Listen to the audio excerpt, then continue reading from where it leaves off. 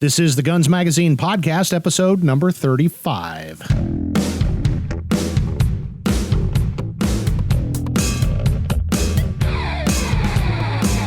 Hi there, and welcome to another great episode of the Guns Magazine podcast. I'm your host and the editor of Guns Magazine, Brent T. Thanks for joining us as we talk to the interesting people who make up the world of shooting, hunting, and the firearms industry. First off, let's talk about our title sponsor, Kimber Firearms. Kimber was founded with the singular purpose of making every firearm the best it can possibly be, with a fit and finish that only practiced hands can achieve and appreciate. Whether you carry Kimber for personal protection, hunting, or competition, know that their promise of quality without compromise is how they measure success. To learn more about Kimber Firearms, visit kimberamerica.com. Today, I'm talking with Dwight Van Brunt, owner of Sportsmans Dwight has been in the gun industry for years and is an expert on documenting, valuing, and selling gun collections. We had a fascinating and informative chat about the 4 steps you need to take when planning on the disposal of your gun collection, whether that's part of an estate after you ultimately pass on to the happy hunting ground, or simply because you want to see your guns go to their new homes while you're still here. This is information anyone with a gun collection needs to hear, whether your firearms are valued in the millions of dollars or you just have a single gun safe sitting in the den. In any case, you need to take steps right now to make sure your survivors or a court aren't forced to decide what happens to your guns and accessories. Now here's my conversation with Dwight Van Brunt of Sportsmans Legacy. Well, good morning, Dwight. Welcome to the Guns Magazine podcast. Hey, thank you for having me, Brent. I appreciate it. It's good to be here. Well, I think even you would admit you're not a household name, but you're definitely, you fill the category of insider. You've been in the industry a long time. You were with Kimber for a long time, and then you've started a new company that is really pretty noteworthy, and you are a subject matter expert, and that is regarding disposing of your firearms. And I don't mean just getting rid of Pappy's old shotgun, unless Pappy's shotgun's a real nice one. You specialize in estate planning and high value type firearms, and you even sell some books too, don't you? I sure do. I'm kind of a jack of all trades because I sincerely love firearms, and I've worked with them buying and selling since 1982, made a career out of working with them, selling them, writing about them, and now I'm off on my own, and I have been for a few years with my own company, helping folks do their estate planning, helping investors buy and sell, and just generally working with the firearms industry. I dearly love it. Also conservation. I work for several conservation groups directly. Well, and I can't remember if I mentioned it. It's Sportsman's Legacy, sportsmanslegacy.com. And if folks have not checked out that website yet, you've got some guns that I believe I got saliva on my keyboard as I was looking through there. It's funny when you start something, you hope it goes where you want it to go. You never really know. This did. And I've been very fortunate that over the past few years, many of the finer firearms people, individuals, collectors, and estates have come my way, and because they like what I do, they like how I present the level of service I provide, and it's kind of growing on its own inertia. It's been fun to watch and to be a part of. I'm very proud of it. Well, I made a little list here and I didn't get through all of them, but I see you've got Jack O'Connor's 222 Remington Seiko L46. You've got the Robert K. Brown of Soldier Fortune Collection. You've got prototypes from Kimber that were never released. You've got Charlie Askins, former editor at Guns Magazine, his left-hand Griffin and Howe Remington 721B. You've got, this one got me all frothy, a $200,000 Mackeson & Son 600 Nitro Express double rifle. I want a couple of those. And you got Craig Boddington's MG Arms left-hand 350 Remington. You've got a Weatherby Mark V from Harry Selby. And then what I think is the crowning jewel of all is Winchester Model 70, serial number 1 and a 2. And the estimated value on that is a cool $1.75 million. So I've got the standing offer. If any reader of Guns Magazine buys those guns, call me. We'll do a story on it. Believe it or not, you're actually already doing a story on it. Another guy got the assignment. Sorry. Okay. But Roy beat you to the punch on that one. Wow. Okay. It's been a lot of fun. I love working with firearms like that. Many of them have come to me. Most of those are consignments, some of them I own. But they come to me through individuals who have been the custodians of them for several years to many years, and they need to find a new home for whatever reason has placed them on the market. But it's wonderful to have stuff like that. But I also do normal stuff. I sell Rugers. I sell Remingtons. I sell run-of-the-mill firearms of all kinds. It's whatever the client needs me to do. I'm not an elitist, and I don't reject anything because of its value. I sell 1022s. I sell 870 Expresses. I sell Glocks. Yep, and that really caught my eye when I was going down through your gun list of, these weren't all $200,000 guns. It was like you said, there's guns on your website that are under $1,000. Right. It's whatever the client needs. Mm-hmm. That's what I'm here for. I respond to their needs.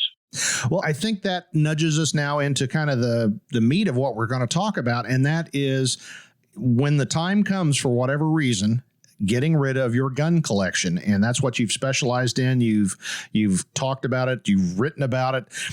You sent me a backgrounder, and I loved the subheading that was at the top, and it was a quote that somebody said, "When I die, please don't let my wife sell my guns for what she believes I paid for them." The gun owner's prayer. Exactly. Yeah. Exactly. But that's what you do a lot of times. And when we say estate, it's obvious. Sometimes we're not talking to somebody that's passed. It's I know somebody that's selling guns now because he just wants to do it while he's still alive and can do some other things. But also you deal with folks that have extensive or very expensive collections, and they're planning for that day when they go to the happy hunting ground.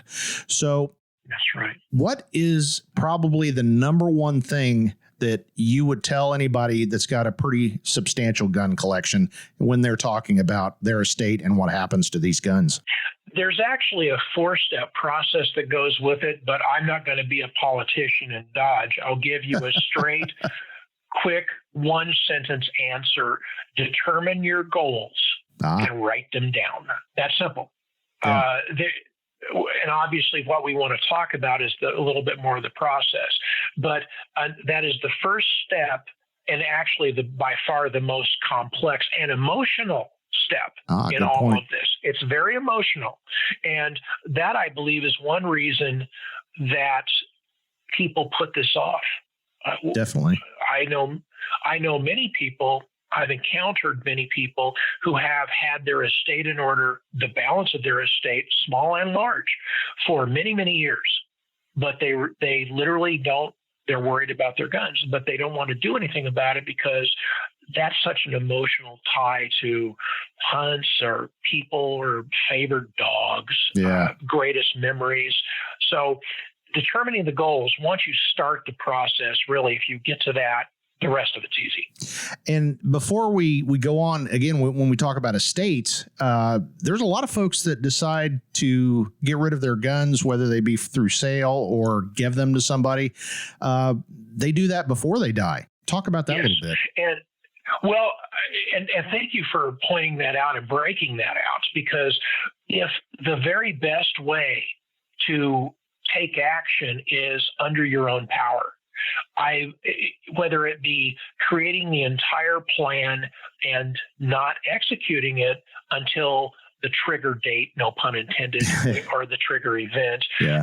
But if you start winnowing down a collection when under your own power, you have a firearm, or firearms, or lots of firearms that that you're not going to use again, or it's unlikely that you'll use again, go ahead and let them out on the market now, or at the point that you make that decision, because especially if there's a history or provenance or something special about them, knowing that would help me get the best price, the true full market value out of them. It also is a lot of fun when you see, if you're an investor, for instance, that's held guns for 30 or 40 years, there's a lot of fun to be seen by taking the profit or realizing the sale, and bringing the money in to do something that you want to do or something else that you want to do. Yeah, I saw, I'm looking at it here where it mentions, inviting them on an African safari funded by the partial sale of your collection. That would be an awfully cool gift to a really good buddy or a family member or something like that. And that's a great idea. Right. That's right. Well, I will tell you that personally, taking my family to Africa, which I've done, is the best money I've ever spent, period. And I highly recommend it. So, cool. But I love Africa. It's easy for me to say that. But we had a wonderful time, and I don't regret a dime of it. It could not have been spent in a better way. Yeah. The next step, if I'm reading this correctly, is preparing that inventory. And that's something I think a lot of gun owners do. I try to do it, but it's a lot more than just writing down, I've got a Remington, whatever, and here's the serial number. Talk about going through that process, because it's much more than just writing down the serial number. It really is. And there are some great tools out there, but there needs to be a template of some kind that's you're comfortable using when you do that. And some folks want to do everything on paper, which is great. What you need to do is you need to make some kind of a informal version of what amounts to an Excel spreadsheet for the computer literate.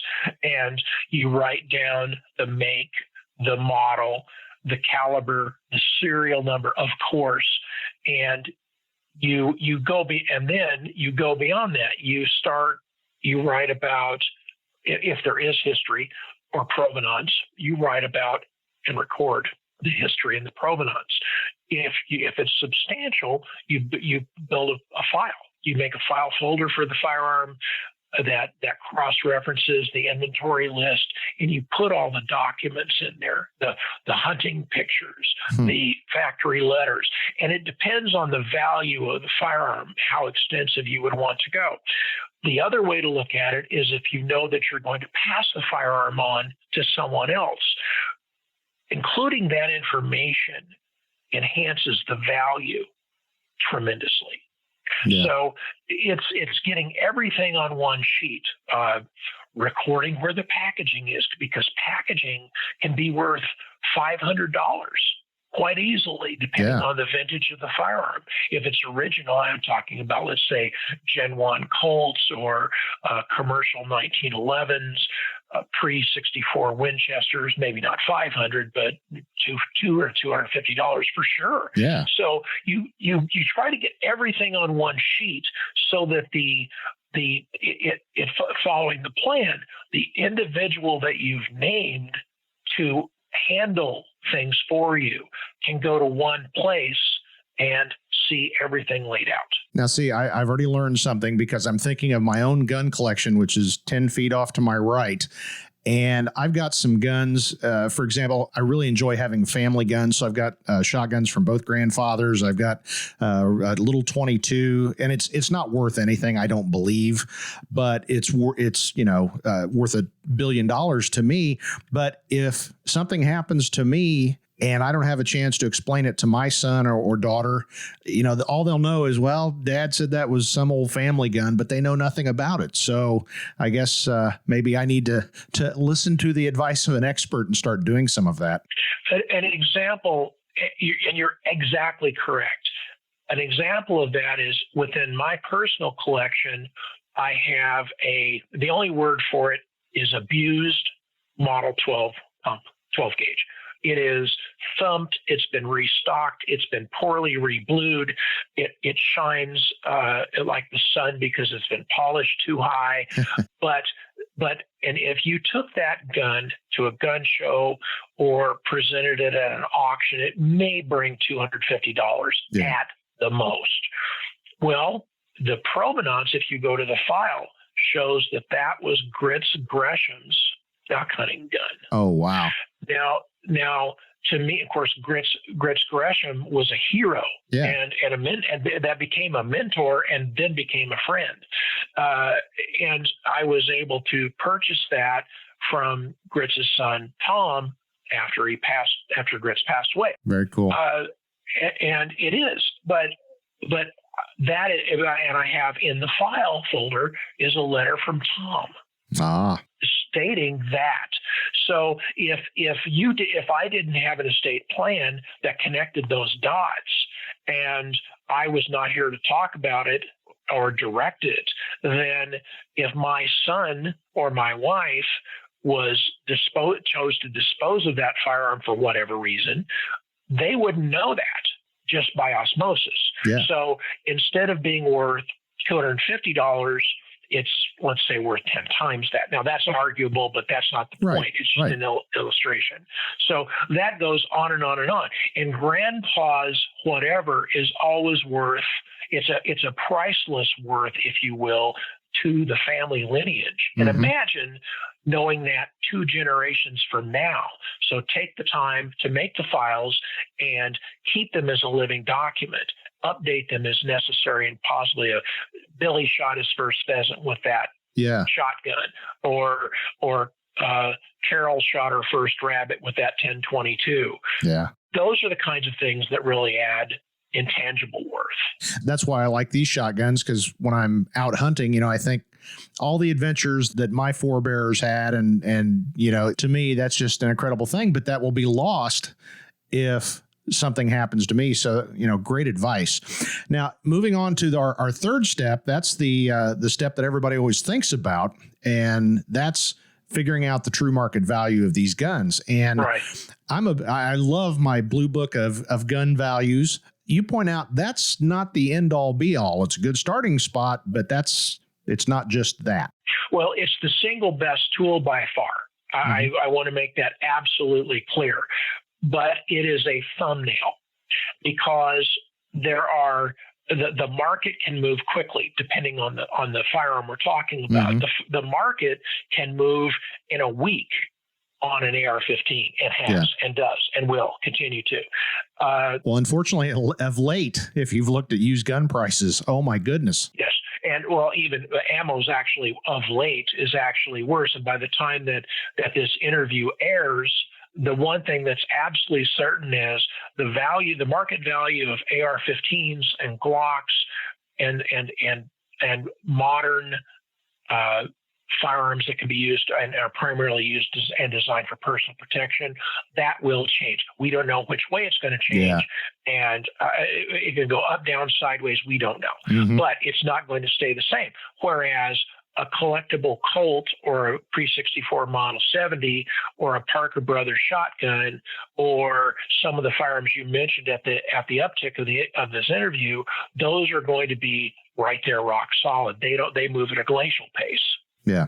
So, having said that, and because I don't want to think anybody that I'm turning them away from Blue Book, because that's where I want them to go to start. If they're doing this on their own, it's Blue Book. Now, then you have to be honest with yourself as it relates to grading the firearm's condition, because I've had many times I've had people say that firearm's in exceptional condition or excellent condition, and it comes in and it was drugged by the UPS truck from Illinois to my house. It looks like.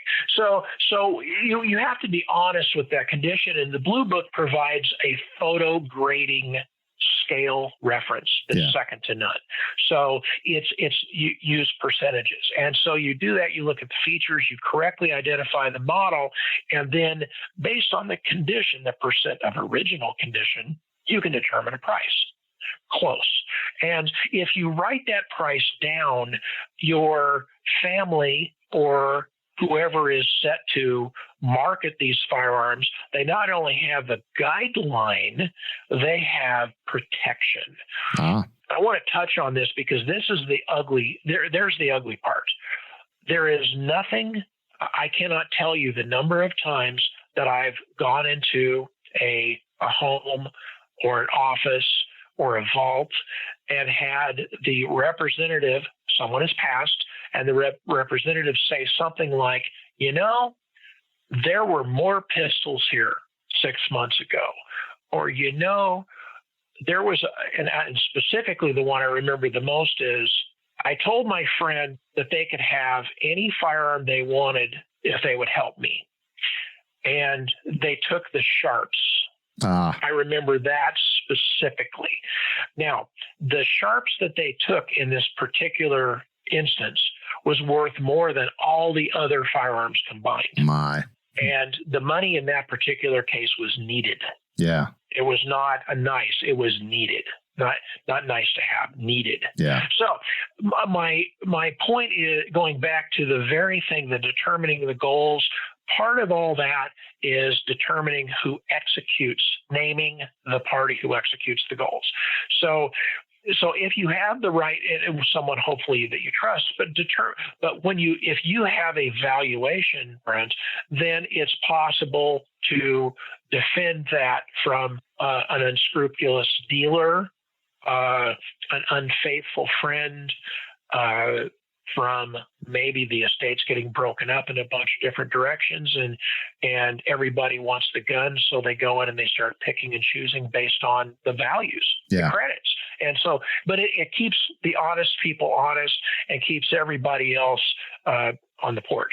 We like to see that. As a retired cop, I've actually been to fist fights at funeral homes where people are arguing over the grandfather clock or the gun collection or things like that. So it's a great idea, to have these values, to at least everybody knows what they're all worth, and then they can start fighting, but at least everybody's got a good idea what the actual value is. And unfortunately, people do slip things by grandma that, I'll just take this as a memento, and it's worth a whole big bunch of money. It is true that it could be worth a great deal of money depending on the heritage and the provenance or just the rarity. But the goofy thing about all this is it's just as likely that somebody overvalues a 110-year-old Damascus barrel wall hanger shotgun that's really only worth $100.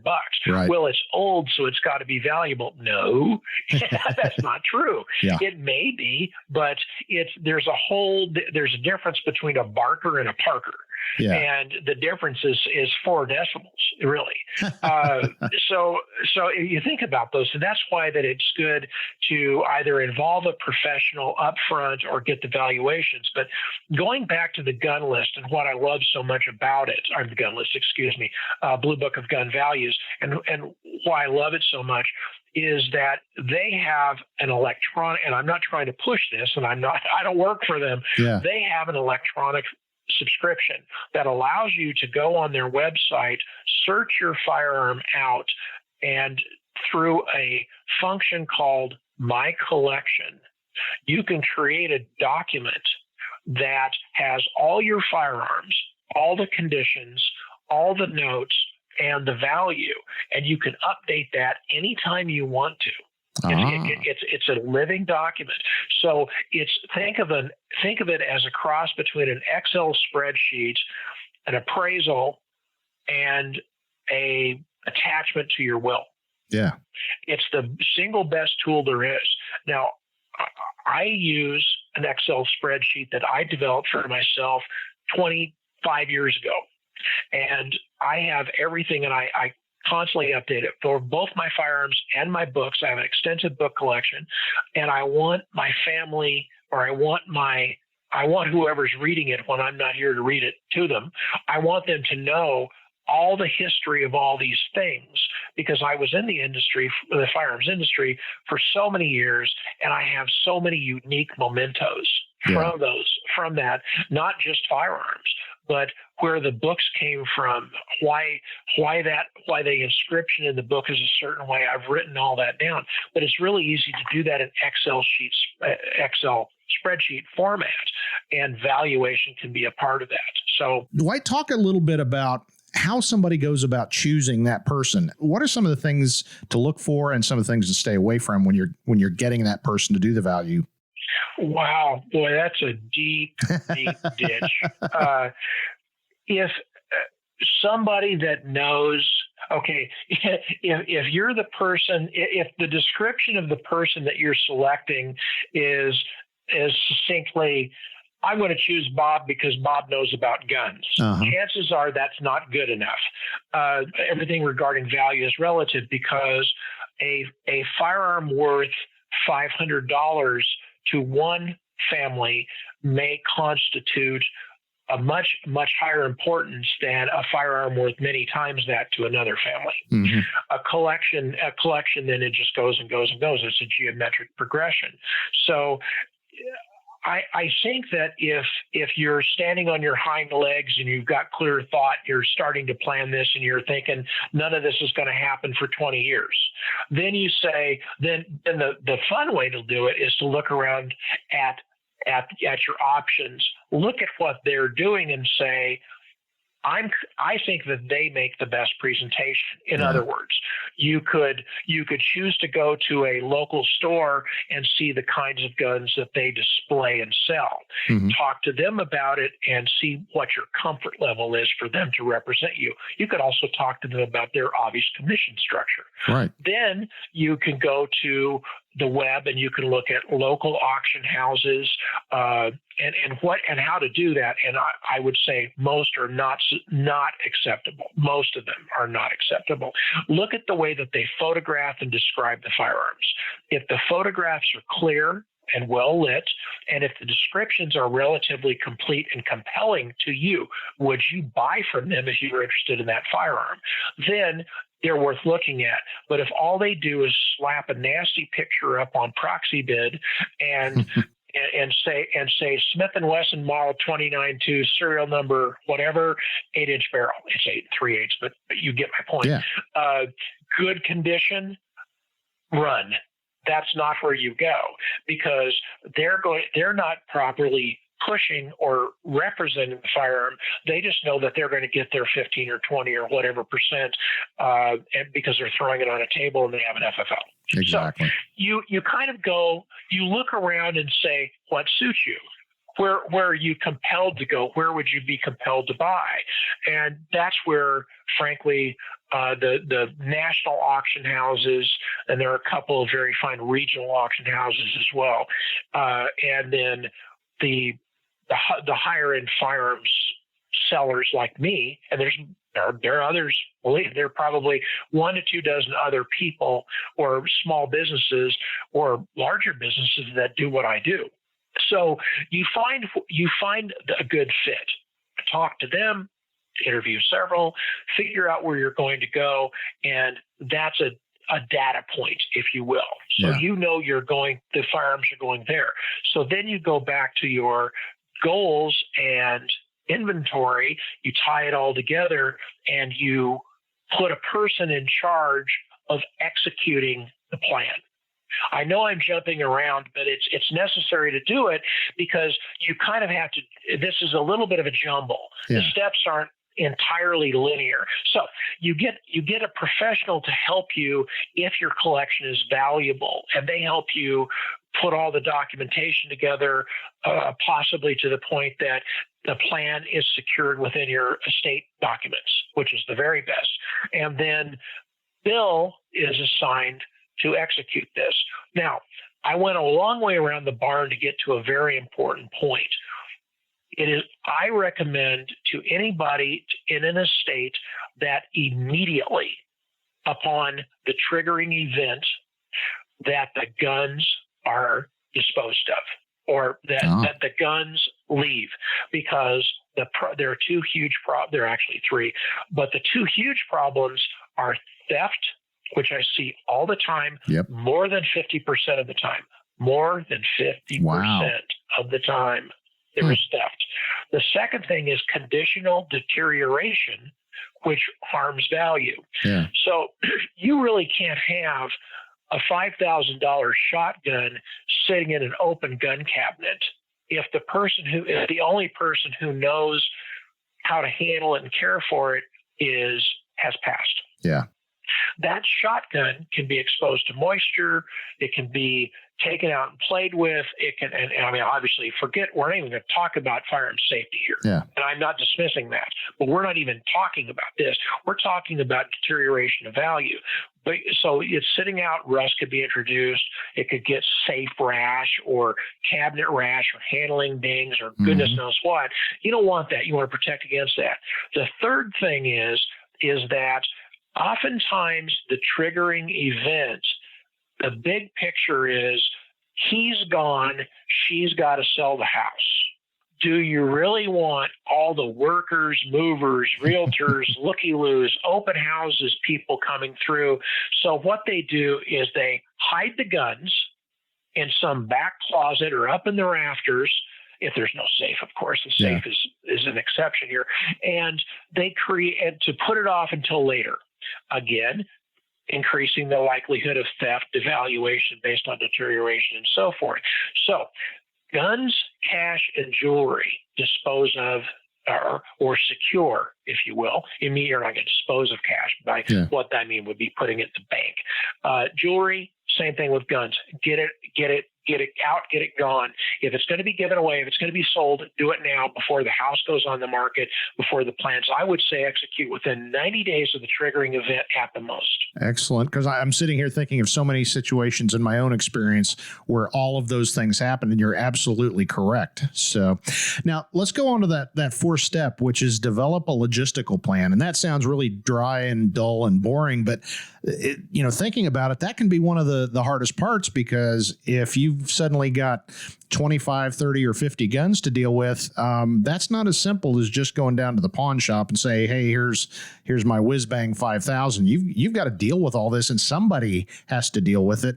And especially in a situation, the most common, where, an older shooter passes, and now the wife, who didn't know anything about any of this, she's got all these guns sitting around and she doesn't even know what to do with it. So talk about that fourth step of figuring out what to physically do with the guns.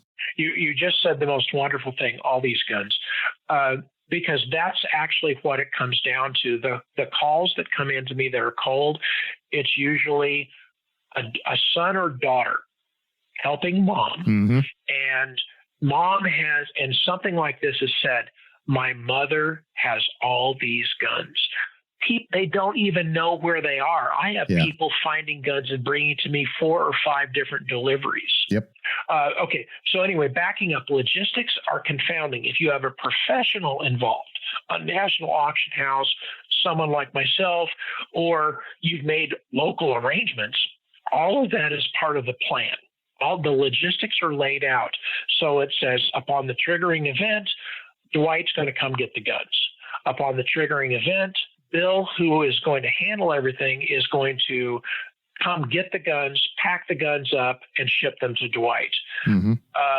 Or there's going to be there's a phone call made and a pickup's arranged from one of the auction houses, or they're going to be taken to a local auction house, national auction houses, or they're going to be taken to a local dealer. All of this is where the big wrecks are. It's not getting to this point. It's how do I pack up all those guns? Because unless the collection has a large value, it is almost always financially expedient to ship. Right. Now, there are no laws at issue here. It is legal for, in the most general sense, an individual can ship via public courier. UPS, FedEx, USPS can ship firearms to a licensed individual in another state. It is very easy to coordinate that aspect of it. However, the person at the UPS or FedEx or USPS counter interprets the laws or rules, and they may complicate things. So I always work with people carefully on logistics. Now, that we don't want to go too far off into the weeds, because just like every collection, every logistical scenario is unique.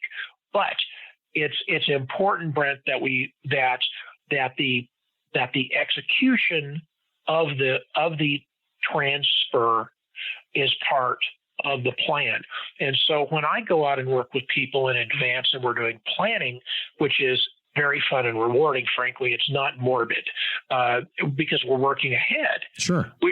Hey, this is 20 years from now. This is what it is today. This is what happens. If Bill's got to handle your guns, you call me. I send a bunch of boxes down. You go buy some bubble wrap. Here's how it works. This is how to do it. We'll figure all this out. Yeah. If it's 200 guns, it's not expedient to ship.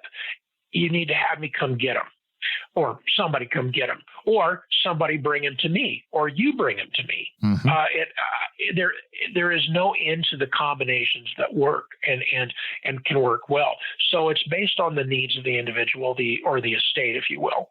And everything, if you have a logistical plan, you're ensured a proper logistical plan, you execute it according to plan, then you're going to avoid damage, you're going to avoid loss, you're going to avoid confusion.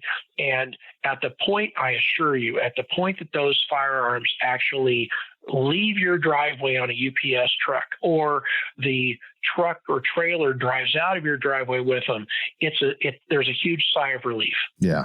Because now you've made that. It's hard. Maybe it's a little bit emotional. Maybe it's a lot emotional, frankly, but that's what you do.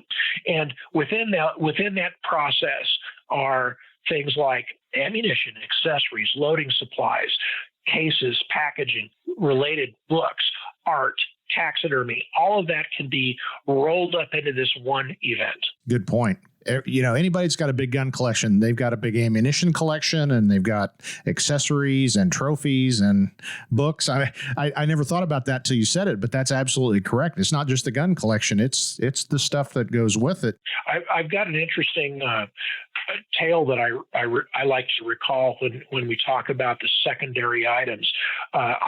Several years ago, 3 years ago, I was asked to come to Iowa to pick up a large collection. It was about 150, 160 guns. And it was an estate. So the son was working directly with me. He had been referred to me by Roy Huntington, interestingly enough. My boss.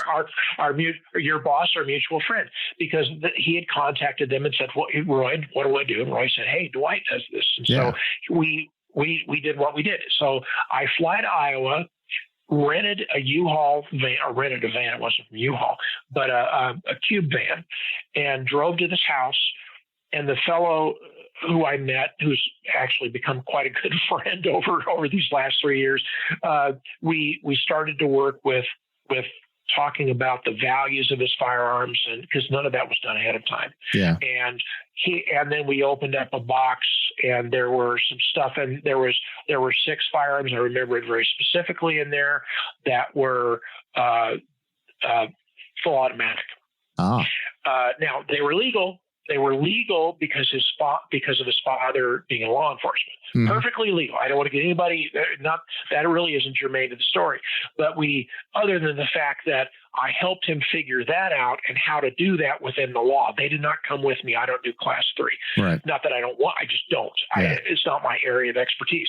So I helped him with that, made some phone calls. We got all that squared away. Everybody was fine. And then I started looking around, and the house was frankly a mess. So because Dad had lived there alone, he was unhealthy during his last 2 or 3 years, blah, blah. So we started looking around, and when I drove in, I parked next to a huge construction dumpster that was, the literally tow in and drop, huge dumpster in the driveway. I didn't think anything about it, but we got down, and we're looking around at all the guns, and he said, do you do ammo? And I said, yeah, I do ammo. And so we took, truncating the story, that was not part of the plan. We took all of the ammo that he had and all of the loading components, not gunpowder, but all the brass and bullets and such. And we spent 90 minutes, 4 people total, hauling it out. And we laid that on the floor of the van, and the springs were sagging. But all the guns on top, off I drive. Now, at the end of the day, because that ammo was all going in that construction bin. Oh. All of it. That's where it was destined for. At the end, the estate realized an additional $15,000. Wow. because we loaded that ammo. So you never overlook anything. Yep. Now, there's some stuff that doesn't have any value, but that's an extreme example of having a sense of humor when you get there and doing the right thing for the client, and also knowing enough to know that has value. So those are the kinds of things we find. Valuable books are the same way. Military artifacts are the same way. I don't claim to be a military historian. Taxidermy almost always is very disappointing because the values just are not there. But I can at least clean it out with the guns, and I do that often. And same thing with wildlife art. The values are not what they were, but that can be part of the plan, and that can be handled. Obviously, you've got to be kind of vague, but have you ever found some stuff that really you kind of jump back and go, oh, things like grenades or stuff like that? The scariest thing that I ever got a hold of, or that I didn't even actually realize when I picked it up, it scares me now to think about, was a cyanide bullet. Oh, my Lord. Yeah, that one got me. That one, that's still many, many years later, is still scary to me. I've found lots of deteriorating ammo that I've insisted be disposed. I've gone through it all, explained why. So just dump it, or do whatever. It depends on where you are. If you're in a rural area, you've got options you don't have in an urban area. Yeah. So it's all unique and individualized. So it depends, and it depends on the individual or individuals that you're working with. If none of them know anything, or if somebody knows a lot, it's really easy. If there's someone in the mix that thinks they know something, you know where this is going. Yeah, that's where it can get a little bit hinky. But I always just slow down and work with the people to make sure that everything turns out all right. And when I drive out of the driveway, if metaphorically speaking, there's a plan if anything's left. And I point them in the right direction for both legally, the legal concerns, safety issues. I implore them to act immediately. Exactly. But I walk away. It's not my responsibility to make the phone call to the local. I mean, if they ask me, I would. But they would have to ask me, and so that I could explain it properly. But it's simple. If somebody, the little old lady metaphorically, calls you, and you go out and you said, "Here's Grandpa's Tommy gun, and it's real," and the problem is it's $30,000 gun, but she can't legally own it. Yep. And nobody can legally own it. So please, try to help it, push it to a museum or something. Yeah. But don't let it get parted out into the dumpster with the drum magazine being sold for $300 separately. Now, you got to have a sense of humor about this and make sure that you give good legal advice, or a good advice that follows the law, I should say. Have you ever had a situation like that where a gun that, because the locality was illegal or something about it was illegal, and they ended up just having to get rid of it, even though it was, like you said, like the Tommy gun that would be worth a whole bunch of money? Well, on a minor scale, yes, because there are firearms laws are constantly changing based on location. So you could have I often have clients who say, Dwight, I can no longer own this AR-15 or with these 30-round magazines, or this type of pistol, or this particular type of firearm in my state or city. Mm-hmm. So city, which is just crazy to me, the city. But sometimes cities pass the craziest laws, and older individuals want to comply. And I just received a large collection last October of 30 semi-automatic firearms that were, and I stress semi-automatic, that were no longer legal to keep or own or keep within a particular city limit. So those firearms were moved out of the city and secured at a friend's house until at the point that the ordinance took effect, until I could come recover the entire collection. So I went to the house, loaded up all the, quote, good guns, the okay guns, drove 40 miles out to the country and picked up the 30 bad guns and kept going.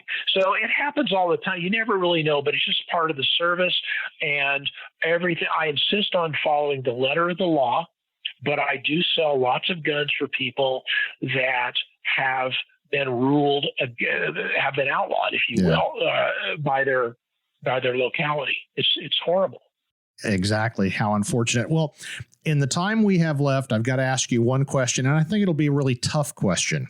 You have had, sold, and handled some of the coolest guns literally in the world. Is there any one of them that sticks out above the rest?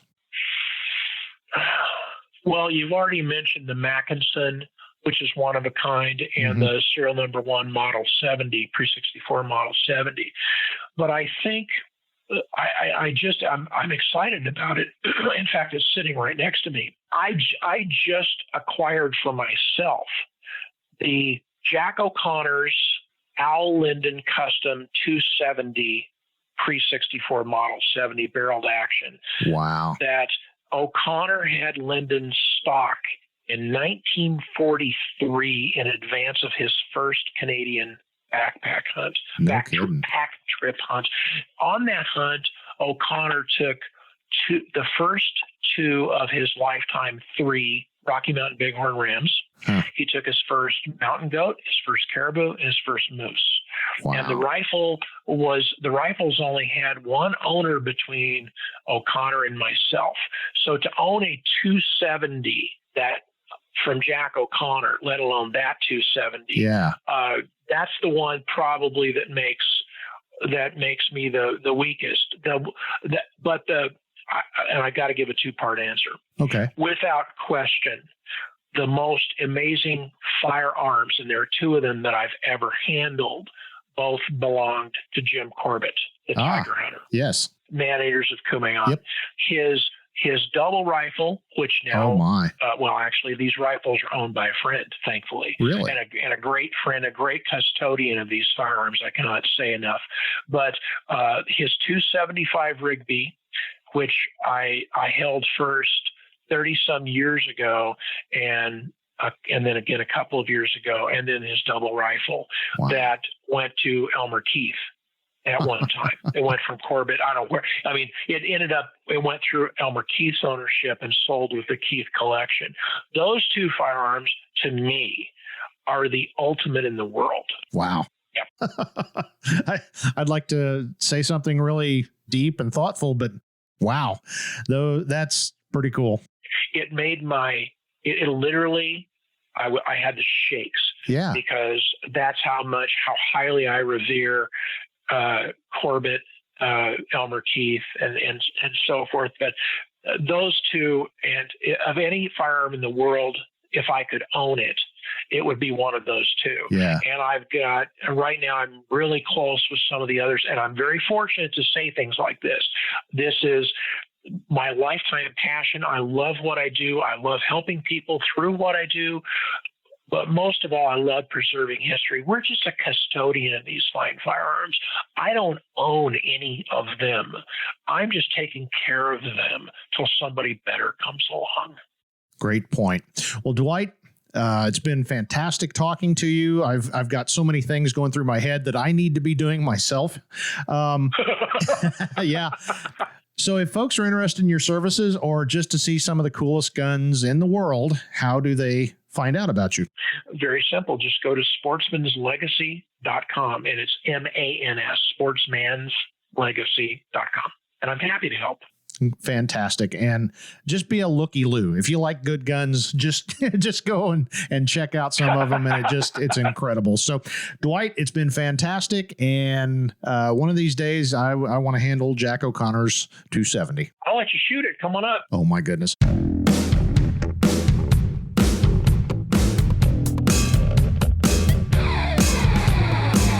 I hope my chat with Dwight Van Brunt from Sportsmans Legacy gave you a new mission to make sure your guns end up where you want them.